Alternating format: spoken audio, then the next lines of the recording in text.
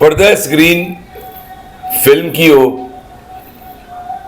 Screen TV की हो, मैंने पहले भी बताया कि कुछ अहबाब अशखास ऐसे होते हैं जो आपको स्क्रीन पे नजर आ रहे होते हैं, जिन्हें हम आर्टिस्ट कहते हैं, अदाकार कहते हैं, फनकार कहते हैं। पर्दा स्क्रीन पे कैमरे के पीछे काम करने वाले बेशुमार लोग होते हैं, टेक्नीशियंस होते हैं, राइटर होते हैं, डायरेक्टर होते हैं, बहुत सारे लोग होते हैं।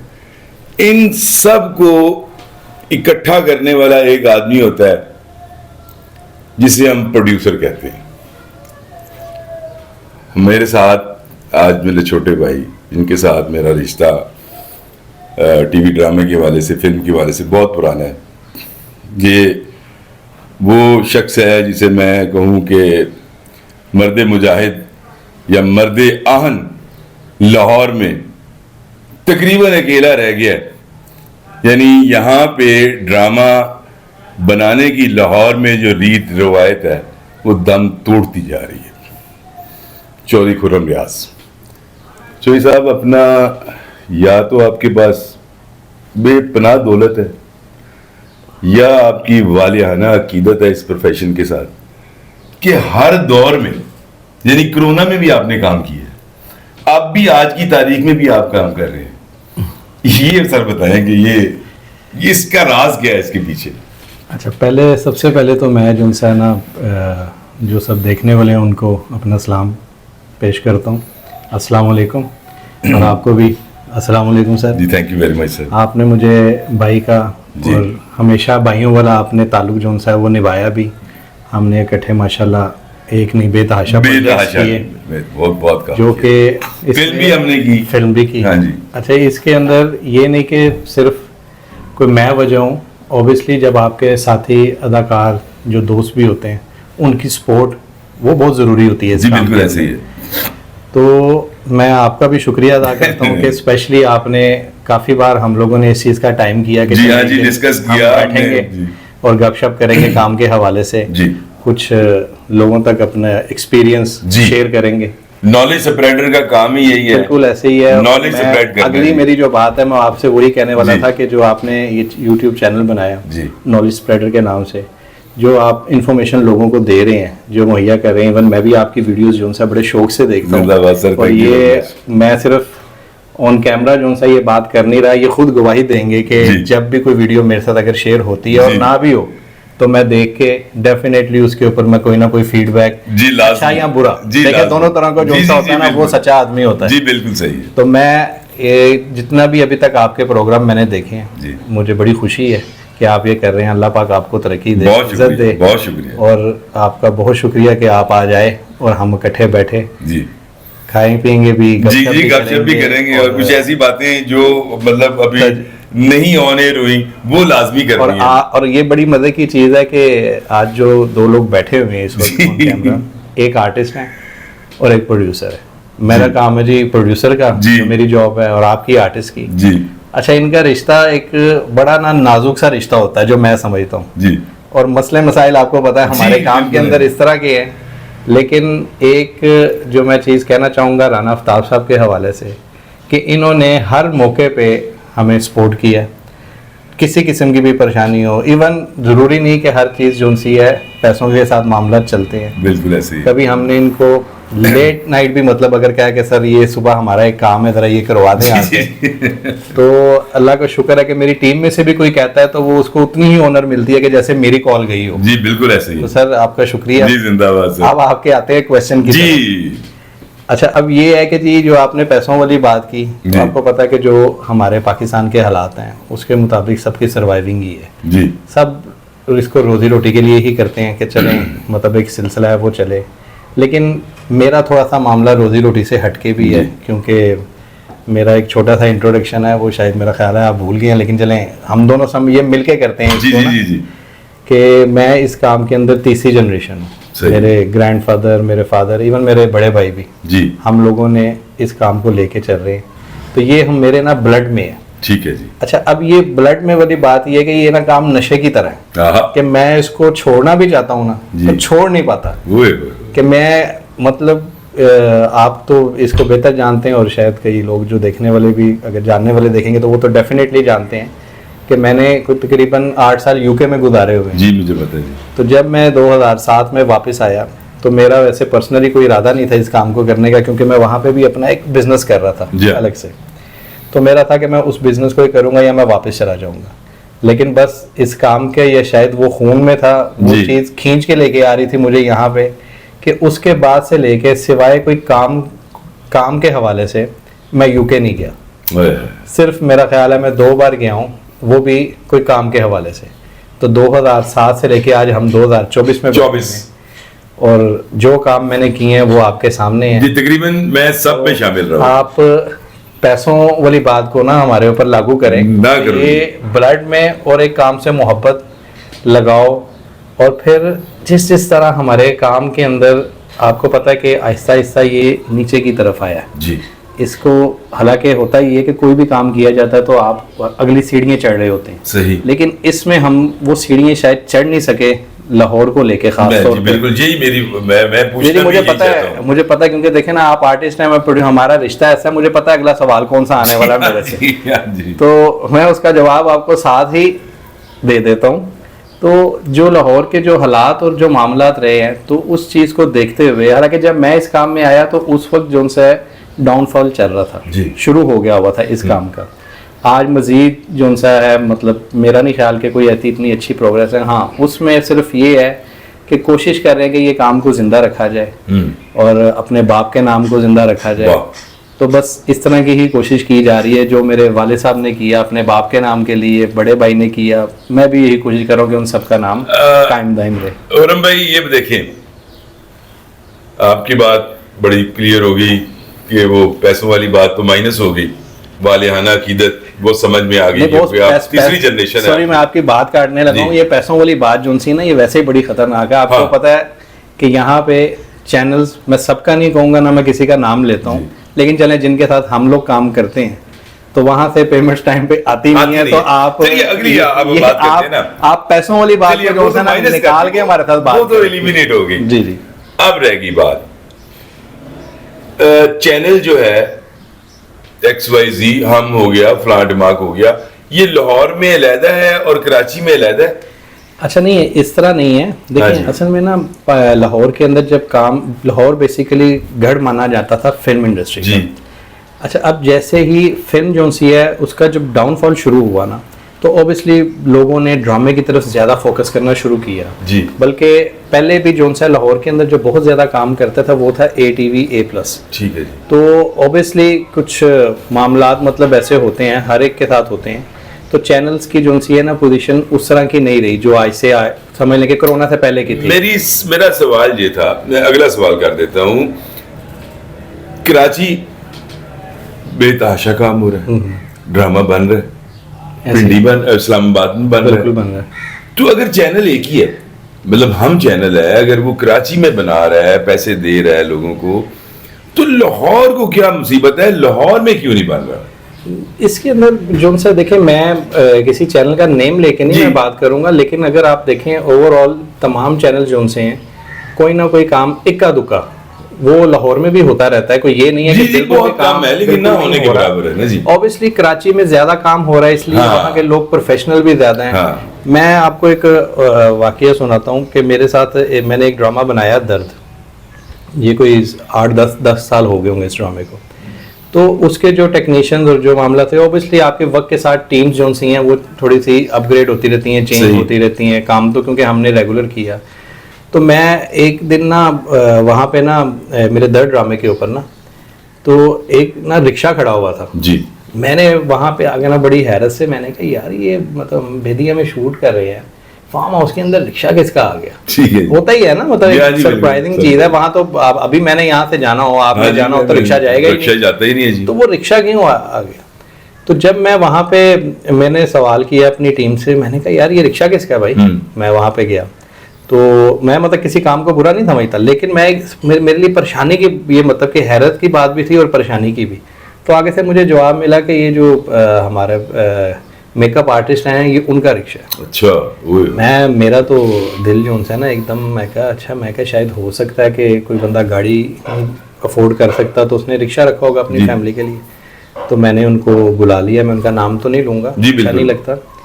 तो उस वक्त बिल्कुल ही काम जो है ना, आप समझ लें कि बिल्कुल ही नीचे आ चुका हुआ था, मतलब काम खत्म होने के बराबर ही था, क्योंकि ज्यादातर लोग हमारे हैं स्टूडियो वाले लाइन से जी। ऐसी तो वो फिल्म जब बंद ही हो गई ना, बंद हो गई जी। हाँ जी। तो आज भी बंद ही है।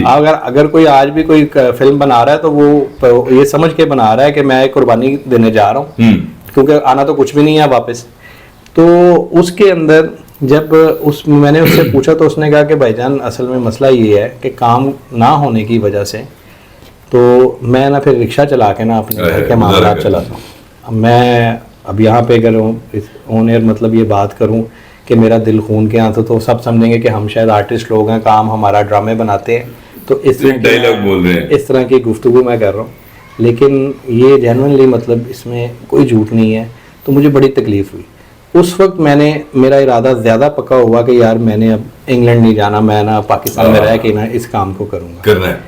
अच्छा, लेकिन हालात यहाँ पे इस तरह के हैं कि मतलब इतने टफ हो जाते हैं कि कोई भी हो वो मजबूर हो जाता है बाहर जाने के लिए। अच्छा, मैं आज भी इस हक में नहीं, मेरे लिए बाहर जाना कोई मसला ही नहीं है, तो मैं राही वहाँ पे हूँ, मेरे सारे आपको पता ही है, सारी फैमिली मेरी, सारा खानदान उधर है। लेकिन क्या कहते हैं, जब मैं ये चीज़ देखता हूँ फिर मैं सोचता हूँ कि चलो कोई बात नहीं, अगर मामला उस तरह नहीं भी चल रहे तो किसी तरह कोशिश करते हैं और जो चले एक टीम। मैं सबको तो नहीं, मैं ऑब्वियसली हर एक को तो नहीं मैं मतलब ऑब्लाइज कर सकता, सही, लेकिन चले एक जो टीम बनी होती है वो उसको आपसे बड़ी एक्सपेक्टेशंस होती हैं, तो चले कुछ ज़्यादा ना सही तो मेरा एक छोटा सा हिस्सा वो जो सा है वो इस काम के अंदर पड़ता रहे और लोगों का रिस्क शायद उनकी वजह से मेरा चल रहा हो। सही, मैं इस बात को इस तरह से लेके चलता हूँ कि शायद मेरा रिस्क जो सा उनकी वजह से चल रहा हो कि मैं अल्लाह ताला ने मेरे हाथ से उनको पैसे दिलाने हो और मामला चलने हो, तो इस वजह से इस काम को मैं तो नेकी समझ के भी कर रहा हूँ और दिली तौर पे मतलब एक खुशी भी है कि मैं ये कर रहा हूँ तकलीफों के बावजूद। ठीक है, यकीनन हमारे वसाइल बहुत महदूद है और मसाइल हमारे लामहदूद है। ऐसे ही है। मुझे ये बताइए कि जब भी मेरी किसी प्रोड्यूसर से बात हुई है तो उसने हमेशा एक बात कही है कि चैनल वाले पैसे नहीं देते। जी जी, ठीक है, अब चलिए आप चैनल का नाम तो नहीं लेंगे, अच्छी बात है। चैनल जो है जब आपसे ड्रामा ले लेता है, ऑन एयर कर देता है, उसकी एक पॉलिसी है, तो ये क्या एक रीत रिवायत है या चैनल का वतीरा है? चैनल वाला पैसा क्यों नहीं देता प्रोड्यूसर का? जहाँ तक मुझे लगता है कि जो मेरा एक्सपीरियंस जो उन सा चैनल्स के साथ जो वास्ता मेरा पड़ता है जिनके साथ मैं काम करता हूँ, असल में कोरोना के बाद ना ओवरऑल चीज़ें बहुत ज़्यादा तंग हो गई हैं, बहुत ज़्यादा टाइट हुई हैं। और फिर अब क्या होता है कि अगर कोई देना भी चाहता है ना तो शायद उसको आदत पड़ गई है ना देने की, आदत पड़ गई है शायद कि वो अपने काम सारे कर रहा होता है, तो लेकिन बाकी मामला जो है वो नहीं चल रहे होते। चैनल अगर नुकसान में जाते हैं। अच्छा, चैनल जो है ना, देखें चैनल का नुकसान सिर्फ उस सूरत में होता है कि अगर वो नया प्रोडक्ट लगाए ना, ठीक है जी, तो लेकिन हम तो बात कर रहे हैं कि हमने उनको प्रोडक्ट दिया और हमें पैसे आए कि नहीं आए, ये बड़ा मतलब अजीब सा सवाल है। हाँ जी, और ये तो शायद कभी कभी मैं अकेला बैठा हुआ अपने आप से भी करता हूँ, मतलब ऑन एयर तो कहता बात है आप मुझसे कर रहे हैं, हाँ जी, लेकिन ये मैं अपने आप से भी करता हूँ कि यार क्या उनको भी पैसे नहीं आते होंगे? हाँ, लेकिन ऐसा है नहीं, पैसे तो आते हैं, लेकिन उन्होंने अपने 10 मामलात होते हैं, उन चीज़ों को वो चला के और प्रोड्यूसर्स जो उनसे उनको ऐसे ही बना देते हैं जैसे कि वो तनख्वाह के ऊपर है। और शायद वो तनख्वाह भी इस तरह ही है जैसे आपको पता है पाकिस्तान का रवाज है कि कभी मिल गई तो कभी ना मिल गई। ये कौन सी गवर्नमेंट की जॉब है कि आई जानी है? अच्छा, हम जो प्रोड्यूसर है ना जी, उसकी थोड़ा सा डेफिनेशन को भी आज आपने एक्सप्लेन करना है। जिसके पास पैसा होता है वो प्रोड्यूसर होता है, यानी एक आदमी को शौक नहीं है, किसी ने उसे कह दिया कि ड्रामा बना लो, तेरे पास पैसे हैं, ऐसे ही तो वो अच्छा ड्रामा बना सकता है। प्रोफेसर ये जो प्रोड्यूसर है ना, इसके बारे में भी आपने बताना कि अच्छा प्रोड्यूसर कौन होता है, उसकी डेफिनेशन क्या है? देखिए, प्रोड्यूसर पूरी दुनिया में ना 2 किस्म के होते हैं, एक होता है एग्जीक्यूटिव प्रोड्यूसर, एक होता है प्रोड्यूसर। एग्जीक्यूटिव प्रोड्यूसर कौन होता है? दूसरा देखें, एग्जीक्यूटिव प्रोड्यूसर तो सिंपल सा मतलब ये एक ऐसी फॉर्म है कि जहाँ पे जो यूज़ होती है कि वो एग्जीक्यूटिव प्रोड्यूसर काम उसको आता है या नहीं आता, इन्वेस्टमेंट सारी वहाँ। अच्छा, यानी सरमायाकार जो सरमायाकार। यहाँ पे प्रोड्यूसर को ही जो है ना एग्जीक्यूटिव प्रोड्यूसर भी बना दिया गया और प्रोड्यूसर को प्रोड्यूसर का काम भी दे दिया गया। अब जब आपको ऑब्वियसली जब आप पैसों और चीज़ों मामला में उलझे रहेंगे, और क्या कहते हैं, आपका आगे फ्लो बहुत तेज होता है जब शूट्स और मामला चलते हैं और पीछे से फ्लो बनता नहीं है, तो उसमें आप क्रिएटिविटी नहीं कर सकते। मैं तो इस चीज़ को नहीं मानता। मैं, क्योंकि दारी बात, अगर आपको ज़हनी सुकून नहीं है तो मेरा ख्याल है आप अपने बच्चों से सही तरह सीधे मुंह बात नहीं करते, तो आपने पूरी टीम के साथ क्या बात करनी है, आप क्या बनाना चाहते हैं। मतलब ये हमारा काम बड़ा आर्टिस्टिक सा है, बहुत क्रिएटिविटी वाला काम है, और हम लोग इसको ये समझ रहे हैं कि सिर्फ ये बिजनेस है। ये बिजनेस नहीं है, ये तो बड़ा आपकी मतलब समझ लें कि दिनों का महीनों में बदलता है, और अंदर से आपका पूरा खून जो इंसान है वो कुछ कर देता है कि आप कुछ ऐसा करके दिखाना चाहते हैं कि यार जो नजर आए, जिससे आपका नाम बने, आपको इज्जत मिले। बिजनेस अगर करना है तो फिर तो मेरा ख्याल है कि ये किसी को भी नहीं करना चाहिए। वो तो फिर आप यहाँ पे पाकिस्तान के अंदर प्रॉपर्टीज का बिजनेस कर लें। सही है जी। जितने पैसों में ये काम होता है उसमें आप 8-10 प्लॉट ले लें सस्ते से, 2-4 साल बाद, वैसे भी कौन सा पेमेंट्स टाइम पे मिलती हैं, आप 2-4 साल के बाद आप को वो पैसे वैसे डबल हो जाएंगे। अच्छा खुर्रम भाई, अपना मैंने आपके साथ आपके जो super duper hit TV plays हुए उनमें भी मैंने काम किया। मुझे आज तक समझ नहीं आई कि डायरेक्टर, आर्टिस्ट एक जो प्रोजेक्ट होते हैं उस पर उतना ही जोर लगाते हैं जो कामयाब होता है, और उतना ही जोर लगाते हैं जो बिल्कुल फ्लॉप होता है। तो जो कामयाब होता है और फ्लॉप होता है उसके पीछे कोई, आप समझते हैं कोई खास वजह होती है? देखिए, कोई भी काम अगर लगन के साथ किया जाए ना तो देर हो सकती है लेकिन कामयाबी मिल जाती है। ये तो एक अल्लाह का भी हमारे साथ वादा है, ये मामलात होते हैं। लेकिन हर काम के अंदर ज़रूरी नहीं है कि आपको कामयाबी मिले। सही। कुछ अल्लाह की तरफ से एक आपको नेचुरली जो है ना इशारे भी मिल रहे होते हैं। सही। आप इसको करें ज़रूर, लेकिन अगर आपको लगता है कि नहीं यार आप सूटेबल नहीं है इस काम के लिए, तो डेफिनेटली आपको कोई दूसरा रास्ता चूज़ करना चाहिए। और जहाँ तक रहा कि पीछे किसी का हाथ होता है कि नहीं होता, तो देखें डेफिनेटली अगर प्रोड्यूसर नहीं होगा तो डायरेक्टर कहाँ से आएगा, एक्टर कहाँ से आएगा, तो वो तो कोई ऐसी चीज़ है ही नहीं। तो इसलिए डायरेक्टर, प्रोड्यूसर, राइटर और स्पेशली ऑन सेट डायरेक्टर की मतलब बहुत ज़्यादा मतलब काम होता है कि जिसकी वजह से काम अच्छा या बुरा निकल के आता है। सही। क्योंकि ये सारी पीछे से प्रोड्यूसर उसको फीड कर रहा होता है और डायरेक्टर की एक सोच चल रही होती है कि यार उसको डिज़ाइन करता है पूरा। क्योंकि आप तो ये काम करते ही हैं, लेकिन क्योंकि हम लोगों को ये बात अवेयर करना चाहते हैं कि किस तरह से होता है, तो इसलिए मैं इतनी डिटेल में जा रहा हूँ। सही जी। अच्छा,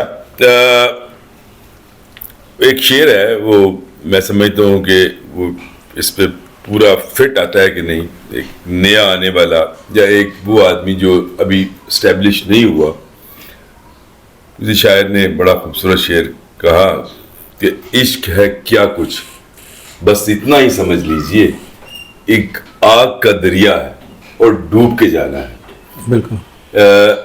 ये जो नए आने वाले लोग हैं या जो इस आस पे हैं कि हम कुछ बन जाएंगे, उन्हें इस आग के दरिया में कूदना चाहिए या उन्हें बाज आ जाना चाहिए? ये मैं सबसे पूछता हूँ। देखें, ये बड़ा आपने कॉम्प्लिकेटेड सा सवाल मेरे से कर लिया जी। मैं तो कहूँगा कि अगर ये आग का दरिया है, बिल्कुल है, हमें पता है। पहले आप ये इसको बताएं ना कि ये वाकई आग का दरिया है। नहीं, बिल्कुल आग का दरिया। मैंने तो यही मैं कह रहा था कि ये आग का दरिया है, तो यार जरूर इस आग के दरिया के अंदर आप लोगों ने कूदना है। कुछ और कर लें वो ज्यादा बेहतर, कुछ और कर लें ज्यादा बेहतर है। लेकिन ये काम भी इस तरह ही है कि मैंने बताया कि हम भी अगर बीवी के प्रोड्यूसर मैं भी कर तो नशे की तरह है। तो बस ये जब लग जाता है तो फिर ये नशा जब तक उतरता नहीं है ना, उस टाइम तक होश नहीं आती और आप बड़ा कुछ जो है ना खो चुके होते हैं। तो अगर कोई करना चाहता है तो करे, ट्राई करे, क्योंकि ऑब्वियसली सबके लिए रास्ते खुले हैं। हमने बहुत से लोगों को, इवन हमारी कंपनी ने मतलब फ्रॉम वेरी फर्स्ट डे बहुत से नए लोगों को इंट्रोड्यूस करवाया है। बड़े बड़े नाम है, बड़े नाम, बहुत बड़े नाम है जी। मतलब लेकिन ऑब्वियसली हर एक के नसीब में सेम क्या कहते हैं किस्मत नहीं लिखी होती।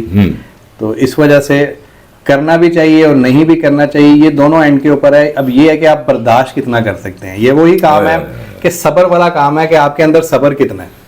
वो जब हम क्या कहते हैं कभी भी परेशानी में आते हैं, चीज़ों में आते हैं, तो फिर यही कहते हैं ना कि यार हमारा सब्र की आजमाइश चल रही है, तो इसमें हमने पूरा उतरना है। तो जब आप पूरा उसमें उतर जाते हैं तो आगे आपके लिए बेतहाशा रास्ते खुल जाते हैं, खुशियाँ आती हैं। अच्छा खुर्रम भाई, वाइंड अप हम करेंगे। ये जो ज़ुबूं हाली है हमारी इस इंडस्ट्री की, फिल्म हो या ये ड्रामा हो, आप कोई उम्मीद आपके जहन में या कोई ऐसा तरीकाकार जिससे ये दोबारा बागो बहार जो है अपने जोबन पे आ जाए? देखें, मुझे लगता है कि पाकिस्तान फिल्म इंडस्ट्री का तो कोई चांस नहीं है। ठीक है जी। ड्रामा जो है वो आपका वक्ती तौर के ऊपर सरवाइव ज़रूर कर रहा है इसको, लेकिन जैसे अब OTT का ज़माना है, आगे सारा ही, मैं जो पर्सनली मैं कहूँगा कि शायद अगर मैक्सिमम अगले 4 से 5 साल या 3 साल कह लें, इसके बाद आपके टीवी चैनल्स और इसका ज़माना तो ख़त्म हो जाना है। अब अगर जिसने भी काम करना है तो उसको OTT प्लेटफॉर्म पे फोकस करना चाहिए। तो जो आपने मुझसे सवाल किया कि हमारी इंडस्ट्री, तो अभी हमारी इंडस्ट्री फिल्म या फिल्म भी नहीं है, टीवी तक महदूद है, लिमिटेड है। हमें थोड़ा सा अपने आप को अनलिमिटेड करने की ज़रूरत है। अब अनलिमिटेड के अंदर आ जाता है कि आपके पास रिसोर्स के हैं। रिसोर्स के अंदर आजकल अगर आप देखें, मतलब हम लोग शायद टिकटॉकर्स को या वीलॉगर्स को या यूट्यूबर्स को शायद उस तरह नहीं समझते, लेकिन उनका ज़माना है। तो ये क्या ज़माना है? OTT है। है। तो जब OTT का ज़माना है तो जो आजकल के यंगस्टर्स हैं, जो यूथ है, जो आर्टिस्ट भी बनना चाहते हैं, तो उनको भी इन चीज़ों पे ज़्यादा फोकस करना चाहिए बजाय इसके कि टीवी के ऊपर या फिल्म के लिए। क्योंकि फिल्म तो पाकिस्तान की ये वाली सिचुएशन है, ये सूरत हाल है कि अगर कोई भी बना ले अभी तो किसी ने देखनी नहीं है तो पता ही नहीं होगा कि क्या होगा। एक माइंडसेट बन गया हुआ है जी। अब अगर आप अच्छी फिल्म भी बनाते हैं ना, तो हमारी आवाम का एक ना माइंडसेट बन गया हुआ है ऑडियंस का कि यार नहीं यार ये तो है ही फजूल, मतलब बकवास होगी। डेफिनेटली होगी भी। देखें आप कि OTT की वजह से, YouTube की वजह से और अदर प्लेटफॉर्म्स की वजह से आपके मोबाइल के ऊपर जो है तमाम चीज़ें आ रही हैं। सही। अब उन तमाम चीज़ों के अंदर आपके पास पूरी दुनिया से कंटेंट आ रहा है। सही। ठीक है। अब पूरी दुनिया, मतलब पूरी दुनिया को तो इससे मतलब नहीं है ना कि आपके पास पैसे हैं या नहीं है, आप किस हद तक जाके कंटेंट क्रिएट कर सकते हैं। अब लेकिन अगर आप दूसरे एंड पे देखें तो शायद बगैर पैसों के मतलब बहुत कम पैसों के अंदर बड़ा अच्छा कंटेंट क्रिएट किया हुआ है बाहर दुनिया ने। जी बिल्कुल ऐसे ही है। अच्छा, हम वो भी नहीं कर पा रहे क्योंकि हम लोग, मेरा ख्याल है कि रोटी वाले मामले से ही नहीं निकल पा रहे। तो फिर वो क्रिएटिविटी वाली बात जो मैंने की थी, तो वो वाली बात तो हो ही नहीं सकती ना, मतलब पॉसिबिलिटी ही नहीं है। तो इस वजह से अब जो सा फोकस मेरा ख्याल है तमाम जो प्रोड्यूसर्स हैं या क्या कहते हैं प्रोडक्शन हाउसेज हैं, उनका जो टारगेट जो है वो OTT प्लेटफॉर्म है और करना भी उसी पे चाहिए। तो आई होप कि इसका अच्छा फ्यूचर हो। लेकिन अगर बाकी आप सब चीज़ों को कहते हैं तो उसमें बस दुआ ही कर सकते हैं और वो हमें करनी भी चाहिए, हम इसका हिस्सा हैं। चौधरी खुर्रम रियाज साहब का मैं इंतहाई मशकूर ममनून हूँ दिल की अता के रहनों से, ये जो इन्फॉर्मेशन इन्होंने ड्रामा और फिल्म के हवाले से नए लोगों को पहुँचाई है, बड़ी कीमती है। Sir thank you very much. Sir बहुत शुक्रिया, आपने टाइम दिया। Thank you very much.